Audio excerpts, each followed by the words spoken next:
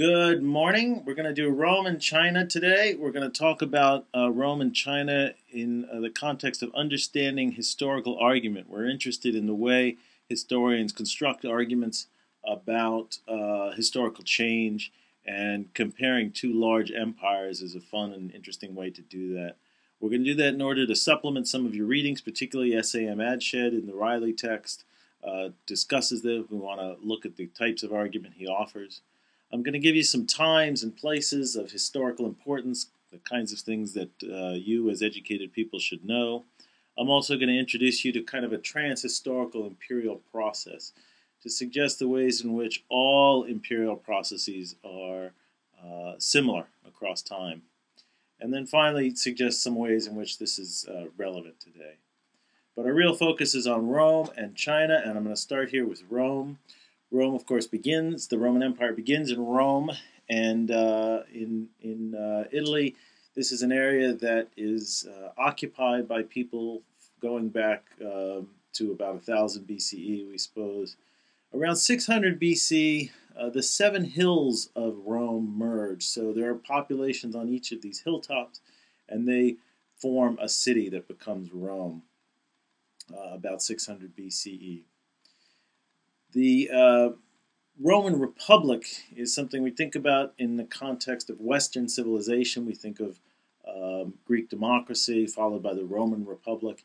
In a lot of ways, Republic is kind of a funny name for it. It's votes in a Senate, just like we have a Senate, but really the votes follow the wealthy and the well-connected. So if your father was a senator, you'll be a senator. Actually, come to think of it, it's not a whole lot different than it is today in America. But the way the people are engaged is not by voting for their senators, but in what was known as a patron-client relationship, whereby each senator or wealthy individual was a patron. They took care of a group of people further down the economic ladder known as clients, and much as in feudal times, they protected those people before the law, and those people supported them in politics. I like to think of the Roman Empire expanding in 2 stages. The first stage is really Italian expansion. This is the expansion of Rome to the point where the Romans are in charge of all of what we think of today as Italy, what we know of today as Italy. This is something that happens over the course of 150 years, from 500 to 350 BCE. And here the conflict is between pastoralists, people that farm goats and things, up in the hills, and arborists or farmers who grow crops down in the valleys. This is the conflict that you see in any good Western movie, where ranchers or farmers want their land for their kind of farming, and farmers that grow crops want land for their kind of farming, and there's a conflict. And the Roman city begins to protect people, not just in Rome, but in surrounding communities from these hill people, if you will, who are attacking. And importantly, they extend citizenship. They extend certain rights and responsibilities to the people that they conquer or take over. And again, it's not conquest in the same way it will be later, but it's extending protection to these new areas. So that's the first stage. After about 350 BC, there is a period of conflict between Carthage, and I'll show you Carthage in a bit, and Rome for control of trade in the Western Mediterranean. And then subsequently, between 200 and 150 BC, the Greeks are battling the Romans for control of trade in the Eastern Mediterranean. The important point here is that this is a Mediterranean empire. This is an empire that extends control through the Mediterranean Sea. Jumping ahead very quickly, around 100 BCE, the Republic begins to unwind. So any sense of democracy or shared governance begins to disappear. And in part, it's because there is this system of rotating governorships where the governors are appointed for a year at a time to the new regions that the Roman Empire now controls. And they're just not very good at it. By the time they figure out how to run things, they are sent home. The other important point people like to talk about is the way in which farmers are sent off to war.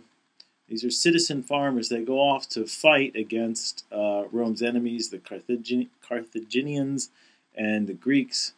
And while they're away, their land is, I don't want to say swindled, but taken by the wealthy. And the wealthy, instead of growing grain for bread, begin to grow luxury crops, meat and wine.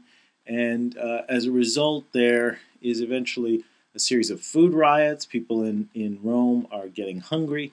Also, there are prisoners of war as they take over these new places. They've not extended citizenship now as they did on the Italian mainland. They've turned these into conquered people, and they've taken prisoners. And those prisoners of war are now workers. And so wage earners in Rome are faced with competition from prisoners of war. The result is wages decline. Finally, historians point to the fact that defending the empire is expensive, and this is the classic story we like to think of. You just simply overextend, and this is the argument today about the American empire, that the Americans are overextended by fighting too many wars in too many different places at the same time. Evaluating the Roman Empire. So there's a couple of things that are interesting. One is that after about 100 BC, we do have emperors emerging. And the emperors move from a system where instead of senators being in charge, they kind of go one level down the economic ladder and find these people that become civil servants. So the Roman Empire becomes this amazing bureaucracy, controlled ultimately by an emperor. So in that sense, it's not democratic at all. But for a lot of people, this is actually a perfectly good thing. They're much happier this way. Things function better. As they say, the trains run on time. This period is known as the Pax Romana, or Roman peace period, because for 200 years, the Roman Empire is essentially very, very peaceful. People are relatively happy, contented. Again, we don't think of this as a democracy, and yet it works. People are content. People are living their lives. There is also a period of Romanization that happens throughout the Roman Empire. We talked about the Hellenistic period of Greek history, where outside of Greece, people start to act like Greeks. By the same token, in the urban centers, the cities across this empire, this vast empire, people are building Roman-style buildings, dressing like Romans, speaking Latin, speaking the Roman tongue, and so forth. The other things that the Romans are known for are their technologies, in particular roads. You can still find Roman roads today throughout the Roman Empire, or what was the Roman Empire, and these roads really weave together the empire. We'll talk about Christianity later, but the fact is that were it not for the Pax Romana, were it not for the technology of the roads and the ability to move around the Roman Empire as a Roman citizen, Christianity would not have spread so easily. Nevertheless, there are certainly people that are not happy with the Roman Empire. Ooh, I'm missing an I. Not happy with the Roman Empire. There are revolts, in particular the Jewish revolt in Palestine or in Israel that runs from about 66 to 70 AD, and I'm going to show you a little bit about that in just a second. By the 200s, we get something known as the Third Century Crisis, and the Third Century Crisis essentially, you should know, is a period in which the center cannot hold, when the Romans are no longer able to maintain control of their empire. Okay, so quickly looking at a map, I want to show you now just the Eastern Roman Empire here. This is not the greatest extent of Rome. You're welcome to go look at various maps, but Rome eventually divides when Emperor Constantine moves the capital from Rome, which is over here, to Constantinople, which we've heard a lot about. Byzantium, the Byzantine Empire, the Eastern Roman Empire is known as. Constantine moves the capital to Constantinople in order to try to maintain control over this region more easily, which he does. And the Eastern Roman Empire continues for quite a long time.